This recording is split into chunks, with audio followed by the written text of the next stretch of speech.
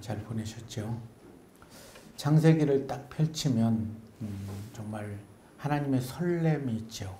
창조를 하시고 인간을 사랑해서 인간에게 모든 것들을 내어주시는 하나님. 그러나 아담과 하와의 범죄로 인해서 그것은 계속해서 죄가 커지게 되고 그들은 출애굽기에서 노예가 되고, 그럼에도 죄된 그를 사랑하셔서 여호와께 돌아오라고 내 모든 것을 내어주겠다고 해도 그들은 계속해서 돌아오지 않지요. 그래서 출애굽기를 넘어서 민수기에서는 참 많은 원망과 불평을 하게 되지요. 그런 지난날의 삶을 되돌아보고 모세는 신명기에서 3편의 유언 설교를 하게 됩니다. 너희 조상들은 이랬기 때문에. 그런데 너희는 이제 하나님께만 돌아오면 하나님께서 너희를 만대에 축복하겠다라고 얘기를 합니다. 민수기에서 훈련받은 출애굽 제2세대는 여호사와 함께 하나님의 말씀에 준비돼서 가나안 땅을 정복하게 되지요. 그러나 여호수아가 죽은 이후에 사사시대에서는 쫓겨남을 당하는 그런 상황에 이르게 되지요. 그리고 이제 오늘 우리가 나눌 사무엘상 1장에서 4장을 이렇게 쭉 읽어 내려가다 보면 너무나 아프죠. 핀란드 북부 노르웨이에는 레밍이라는 들쥐가 서식하고 있다고 그래요. 이 레밍은 집단성이 아주 강하다고 해요. 그런 이유로 한 마리 레밍이 앞으로 질주하면 뒤나 옆 생각도 하지 않고 계속해서 따라서 질주를 해서 노르웨이 북부의 절벽 아래로 별벽을 관찰해 보면 죽은 레밍들의 시체가 질비하다고 기록합니다. 그래서 사회학에서는 냉철한 이성과 사고 없이 감정과 본능으로 행동하는 현상을 레밍 현상이라고 합니다. 어쩌면 이 시대의 기독교가 레밍 현상은 아닐까 그렇게 생각해 봅니다. 이성적인 사고 없이 감정과 본능으로 종교 생활을 하는 시대. 그런 시대가 있었죠. 그 시대를 성경은 이렇게 표현하게 되는데, 그때는 엘리의 나이가 98세라 그의 눈이 어두워서 보지 못하였더라. 눈이 어둡다는 것은 앞을 볼 수 없다는 얘기이기도 하지요. 그런데 다른 이면에는 대제사장인 엘리가 눈이 어둡다는 것은 신앙적으로 이성적으로 판단을 상실한 시대라고 얘기를 합니다. 백성들에게 살아있는 하나님의 말씀으로 인도해야 될 지도자가 눈이 어두워져 버렸다면 그 시대는 분별력을 상실한 시대임이 분명하지요. 그래서 한 사람이 병든 생각을 가지고 손을 들고 외치면 아무 생각 없이 그렇게 그를 따랐던 시대, 그 참혹한 현장 속으로 우리가 들여다보기를 원합니다. 오늘 함께 은혜 나눌 말씀은 사무엘상 4장 1절에서 11절의 말씀입니다. 사무엘의 말이 온 이스라엘에 전파되니라. 이스라엘은 나가서 블레셋 사람들과 싸우려고 에베네셀 곁에 진치고 블레셋 사람은 아벡에 진쳤더니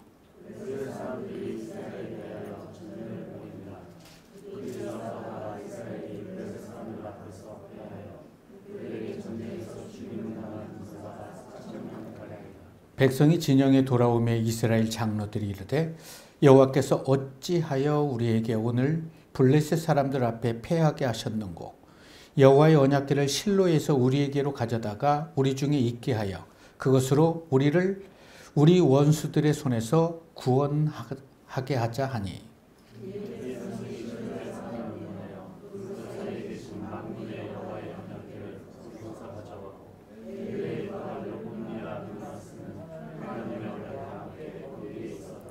여호와의 언약궤가 진영에 들어올 때 온 이스라엘이 큰 소리로 외치매 땅이 울린지라.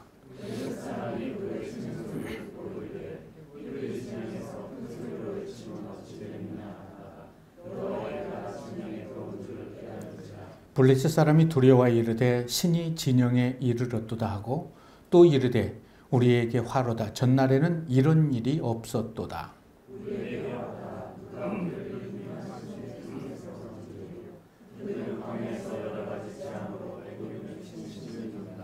너희 블레셋 사람들아 강하게 되며 대장부가 되라. 너희가 히브리 사람의 종 되기를 그들이 너희의 종 되었던 같이 되지 말고 대장부 같이 되어 싸우라 하고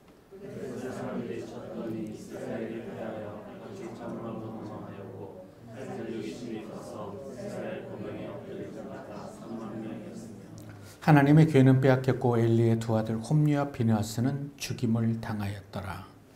오늘 본문을 읽어보면 죽고 또 죽고 죽임을 당했다라고 성경은 기록하게 되죠.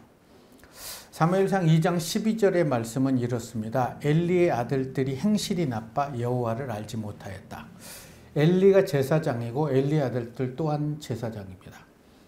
얼마나 행실이 나빴냐 하면은 성소의 제물을 자기 마음대로 탕진했을 뿐만이 아니라 성소를 섬겼던 여인을 겁탈하고 그런 일들을 자행하면서도 아무런 죄책감을 느끼지 않았던 시대.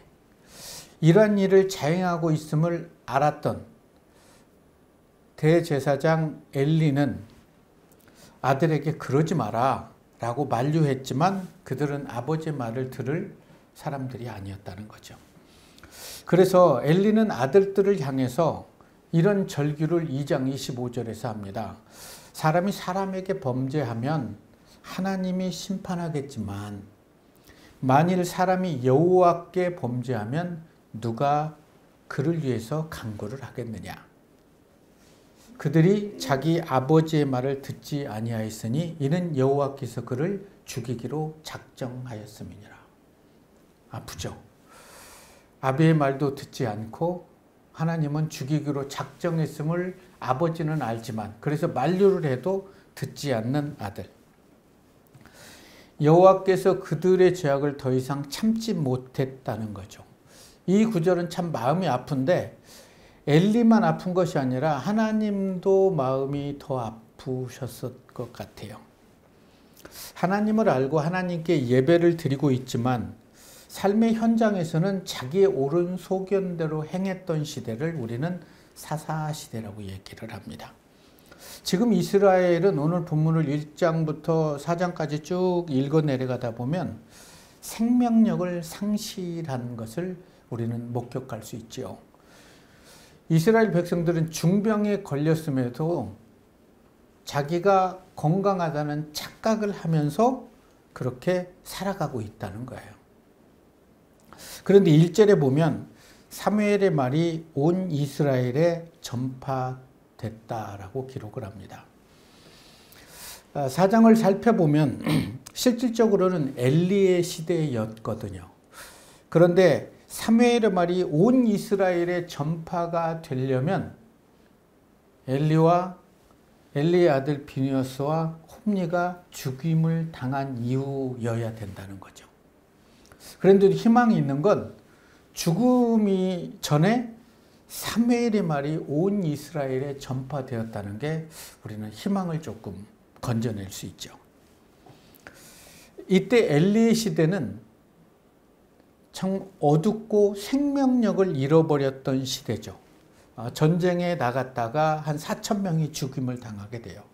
그때 이들은 돌아와서 장로들이 얘기를 합니다. 어찌하여 여호와께서 우리를 이렇게 이방 민족에게 패하게 했냐라고 막 우격다짐을 하고 있는 거죠. 그러면서 이들이 생각해낸 것은 여호와의 궤를 가져다가 전쟁터로 가지고 나가자는 거예요. 한 명이 생각 없이 한 이 말에 모두가 동의를 합니다. 그리고 제사장인 홈리와 비느하스도 언약궤 뒤를 따라가는 이러한 일들이 펼쳐지게 되죠. 아프죠. 하나님의 백성이 하나님의 말씀을 사모하지 않으면 전혀 힘을 쓰지 못할 뿐만이 아니라 자신들이 죄를 짓고 있으면서도 그게 죄인지를 모른다는 거죠. 중병에 걸려 있는데도 건강하다고 생각을 하게 되는 거죠. 사무엘상 3장 1절의 말씀을 펼쳐보면 여호와의 말씀이 희귀하여 이상이 흔히 보이지 않았다. 그러니까 엘리 시대에는 여호와의 말씀이 희귀했다는 거죠. 제사장으로부터 백성까지 하나님의 말씀에 관심을 두지 않았어요. 왜 이랬을까? 사사기 마지막 장 마지막 절을 보면 그때 이스라엘의 왕이 없으므로 사람들이 자기의 소견에 옳은 대로 행했다. 그러니까 하나님을 거부했던 시대라는 거죠. 사무엘상 한 7장까지는 사사시대거든요. 사울이 왕 되기 전이니까. 그때 이스라엘의 모든 백성들은 하나님을 왕으로 두기를 거부하고 살았던 시대예요. 그렇기 때문에 하나님의 말씀이 그들에게 선포될지라도 그들의 눈과 귀가 멀었기 때문에 그들은 하나님으로 세상을 볼 수도 없었고 귀로 하나님의 말씀을 들을 수도 없었다는 거죠. 자, 그러면 그때로부터 약 한 3,500여 년이 흐른 오늘의 현실은 어떨까? 선포된 하나님의 말씀을 붙잡고 하나님 이 말씀대로 살아갈 수 있도록 저를 변화시켜 주십시오 하고 몸부림치면서 그렇게 살아가는 시대일까?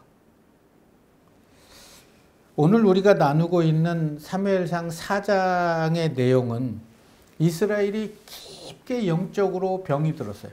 그러니까 생각도 병이 들어버린 거죠. 그래서 4,000명이 전쟁을 통해서 죽은 이후에 법궤를 가지고 나가면 이길 거다라는 이런 선포에 레밍 현상이 일어나서 모든 이스라엘 백성들이 그렇게 하자 하고 여호와께 묻지도 않고 여호와의 언약궤를 메고 전장에 나가게 된 거죠. 그런데 전장에 나갔는데요. 언약궤가 전쟁 가운데 들어서니까 얼마나 그들이 엄청나게 환호를 질렀는지 땅이 울릴 정도로 환호성을 질렀다는 거예요. 이제 언약궤가 들어왔으니까 전쟁은 우리의 것이다 라고 그들은 자축을 한 거죠. 근데 이 소리를 듣고 블레셋 사람들은 간담이 녹으면서 세상에 어떻게 이런 일이 있을 수 있느냐. 이런 일이 있었다는 건 그들이 알아요. 출애굽 때 홍해를 가르고 이런 일들을 그리고 요단강이 갈라지는 것을 알아요. 그 이후에 이런 일은 없었다는 거예요. 그러면서 떨고 있을 때 두려워하지 마라. 강해라. 정신 똑바로 차려라. 정신을 차려야 될 이스라엘 백성들은 생각이 병들어 있었고요. 정신을 차리면 안 될 블레셋 백성들은 정신을 차리게 됩니다. 결과는 어땠을까요? 전쟁에 패해서 3만 명이 죽임을 당하게 됩니다. 그리고 언약궤를 빼앗겼어요.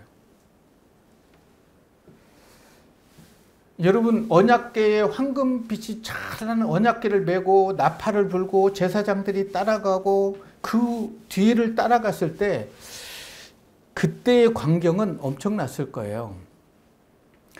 그때 엘리의 자식들은 행실이 나쁜 그들이 거룩한 제사장의 옷을 입고 언약궤를 따라갔을 때 그때의 표정은 어땠을까요?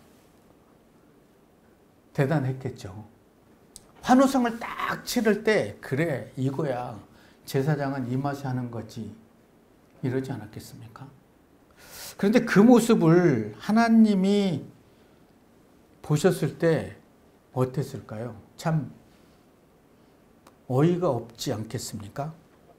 하나님을 향한 믿음과 순종이 없이 또 순종의 삶이 없이 하나님 한 분이면 충분합니다. 하나님이면 하실 수 있습니다.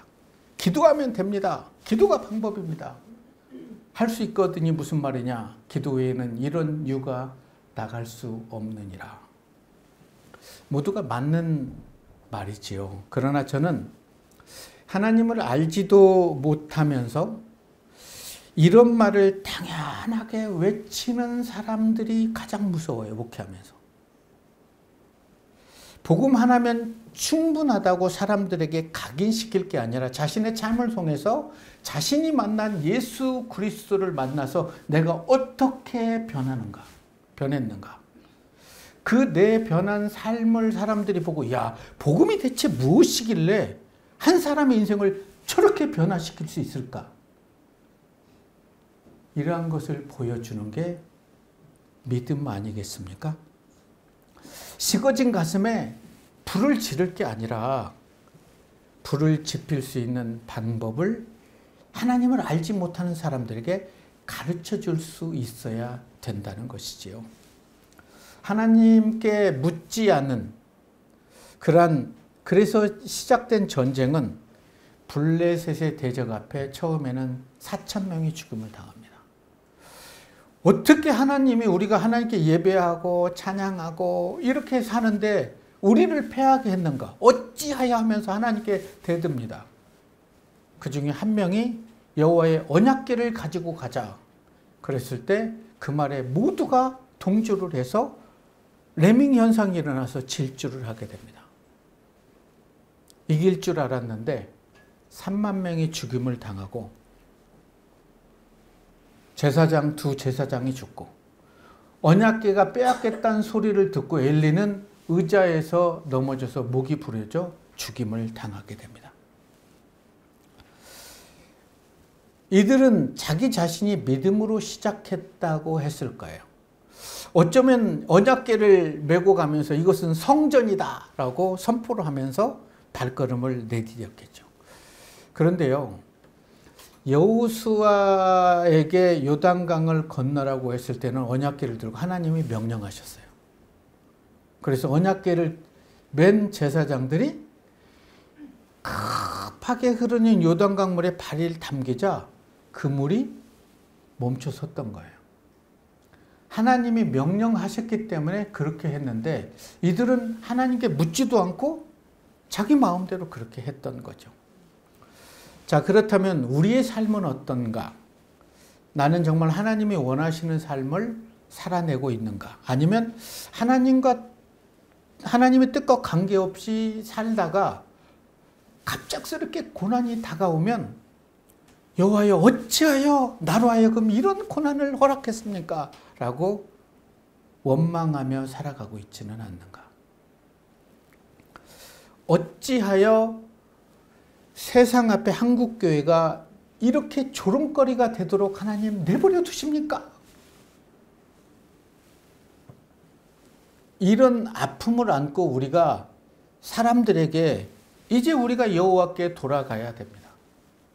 여호와께 돌아가야 됩니다. 우리 죄를 자복하고 우리의 마음을 여호와께로 향하면 하나님이 우리를 살리실 것입니다. 이런 외침을 외칠 수 있어야 되죠.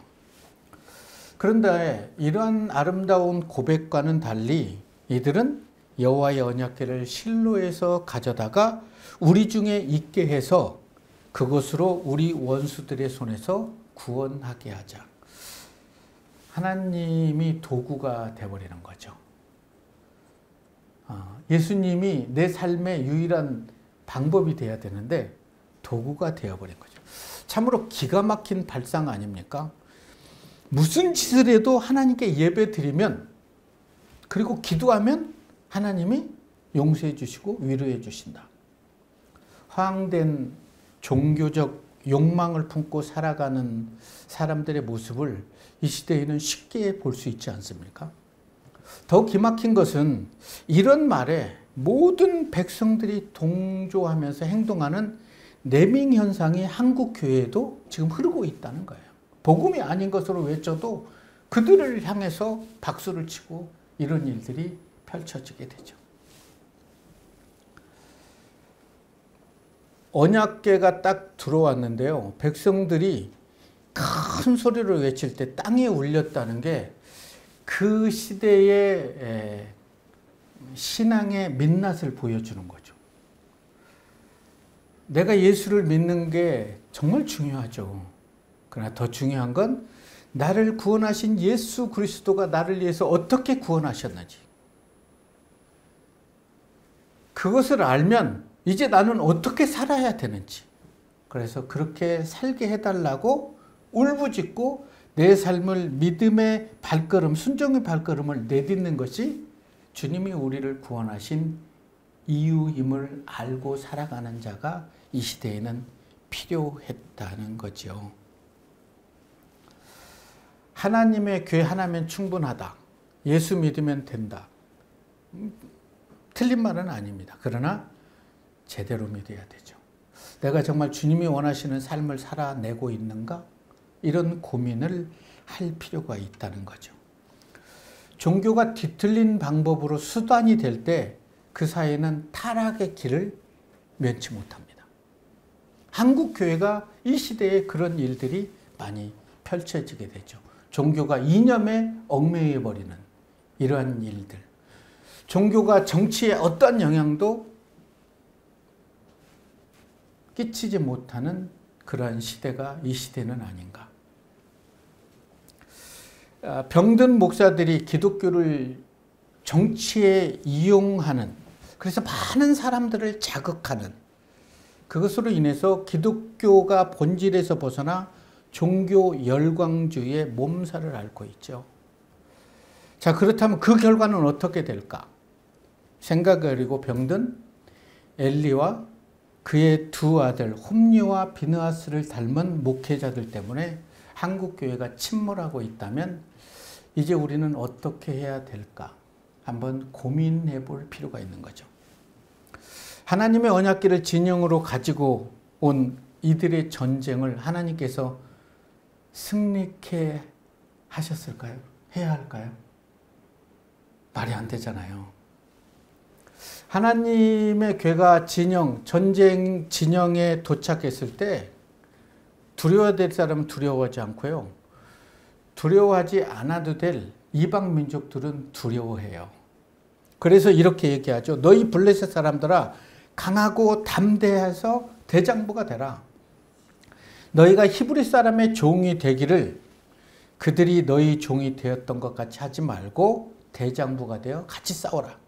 그래서 블레셋 사람들이 쳤더니 이스라엘이 패하여 도망가고 3만 명이 죽임을 당하고 여호와께는 빼앗기고 홈리와 비느하스는 죽게 되죠. 빼앗긴 언약궤 안에는 아론의 쌍난 지팡이, 만나의 항아리, 그리고 십계명의 돌판이 있죠. 광야에서 이스라엘 백성들이 물을 달라, 빵을 달라, 모세를 향해서 막 원망했을 때 하나님께서는 그들에게 물과 만나를 주셨죠.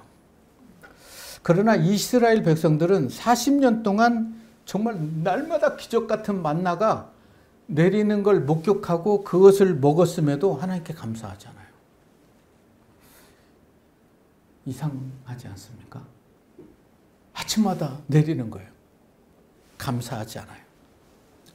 오히려 욕망과 탐욕을 꿈꾸게 되죠. 이게 뭐냐? 이거 먹는 거 우리 질렸다. 우리에게 고기를 달라? 뭐 이런 많은 얘기를 하게 됩니다.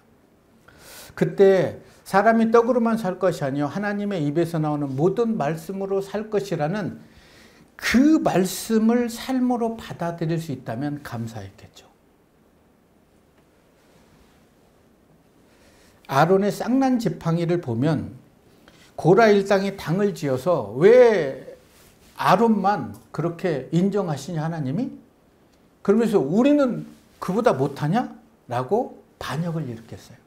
그때 지파마다 지팡이를 하나씩 이렇게 가져오게 하죠.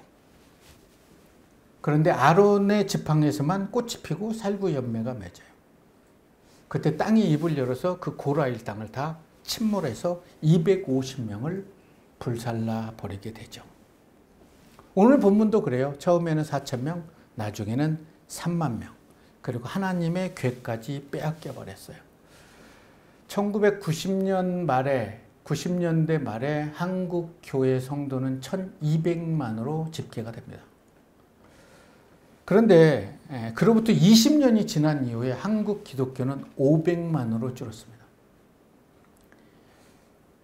그러나 누구도 그런 체감온들을 느끼지 않고 있다는 거죠. 20년 만에 700만 명이 내민 현상이 일어나서 세상으로 질주를 해버린 거예요.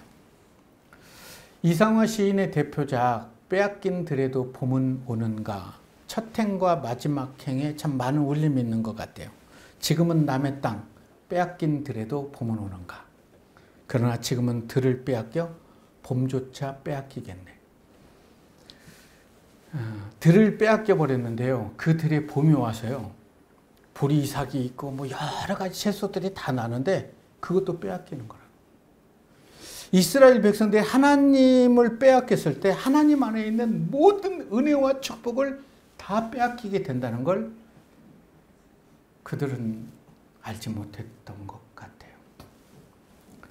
들을 빼앗겨 버리면 한국 교회는 봄까지 빼앗긴다는 거죠. 하나님 안에 있는 모든 것들을 빼앗겨요. 이스라엘의 하나님은 이제 남의 것이 되어버린 거예요. 이스라엘을 도우실 분이 없는 거예요. 하나님을 빼앗긴 이스라엘의 봄이 올까요? 아프죠. 세상에 그 어떤 것을 소유해도, 세상에 그 어떤 음식을 먹어도 허기를 채울 수 없다는 것을 안다면 이제는 우리가 하나님께 돌아올 때죠. 하나님께 돌아오라고 외치는 선지자를 많이 보내줬지만 에스겔처럼 참 좋지 않은 시대에 하나님께 선지자로 택함을 받아서 포로로 끌려가서 선임을 받았는데 뭐 성전을 모형으로 지어놓고 그게 부서지는 쇼를 하기도 하고요. 너는 인분으로 밥을 지어 먹으라. 그러니까 하나님 제가 어떻게 그렇게 할 수 있습니까? 그럼 소똥으로 밥을 지어 먹으라. 그래서 소똥으로 밥을 지어 먹고 한쪽으로 막 365일을 누워서 자고 이런 일들을 하는데 반항을 하지 않아요. 요나 같으면 뭐 니네로 가라 그러니까 어리멈소리고 다시스로 주량령 치는데 에스겔은 하라는 대로 다 하는 거예요. 그러면서 여호와께 돌아오라는 거예요. 근데 돌아오면 하나님 모든 걸 해결해 주신대요. 우리가 어떠한 삶을 지금까지 살아왔든 그게 중요한 거 아니야. 나를 구원하신 하나님의 은혜를 기억하고 그 은혜가 하나님의 아들 독생자 예수를 십자가에 나를 위해서 죽으신 그 사실을 받아들이고 여호와께 돌아오면 하나님은 살리시겠다는 거예요. 그래서 에스겔서에서 그렇게 얘기해요. 돌 같은 마음을 살처럼 부드럽게 만들어주게 제발 돌아오라고 하소연을 하시는 하나님. 이 시대도 그렇게 하지만 그것이 울리는 꽹과리가 된다면 너무나 가슴이 아프지 않겠습니까? 한국 땅에도 한 5만여 개의 교회가 있잖아요. 그곳에서 다 매주마다 복음을 전하는데 왜 세상은 변하지 않을까요? 어쩌면 점점 그리스도인들이 타락해 가기 때문은 아닐까? 아무리 소리쳐도 하나님께 드리는 예배를 소홀히 여기고 있기 때문은 아닐까? 나를 변화시켜야 되는데 타인을 변화시키려고 그렇게 노력하고 있어서 그런 건 아닌가? 내가 예배를 통해서 정말 하나님께 이런 예배를 드려야 되겠다. 하나님이 기뻐 받으시는 예배는 뭘까? 내가 하나님 앞에 하나님이 나의 삶을 통해서 변화되기를 원하는 건 뭘까? 이런 걸 생각하지 않고 언약궤 하나면 충분합니다. 기도가 방법입니다. 이런 막연한 생각을 하면서 신앙생활을 하고 있다면 그건 신앙생활이 아니라 종교생활이라고 말씀드리고 싶습니다. 말씀이 아닌 종교행위에 길들여져서 이 시대에도 하나님의 길을 빼앗겨 버린 건 아닐까? 그렇다면 우리는 그 길을 어떻게 찾아와야 될까? 이 나라를 살릴 수 있는 길, 이 땅의 교회를 살릴 수 있는 길은 우리는 너무나 잘 알고 있지 않습니까? 하나님의 말씀을 사랑하고 그 말씀대로 살아내는 거예요. 삶이 예배가 되지 않으면 아무리 많은 예배를 드릴지라도 그 예배는 효력을 상실하게 되죠. 내 삶이 예배가 되는 것. 그것이 바로 예배를 회복하는 거고 우리가 사는 길이죠. 그리고 좀 전에 우리가 예배를 드리기 전에 들었던 찬양, 여호와께 돌아가자. 여호와께 돌아가자. 멀어져가는 마음을 하나님께로 돌아와서 단 한 번이라도 하나님이 원하시는 예배를 한번 드릴 수 있다면 이미 예배당에 오시기 전에 여러분들의 마음에는 은혜가 흐를 거예요. 그렇게 사모해서 드리는 예배를 통해서 하나님은 저와 여러분을 통해서 하나님의 일을 하실 거예요. 그런 은혜가 저와 여러분의 삶에 부어지기를 주님의 이름으로 축원합니다.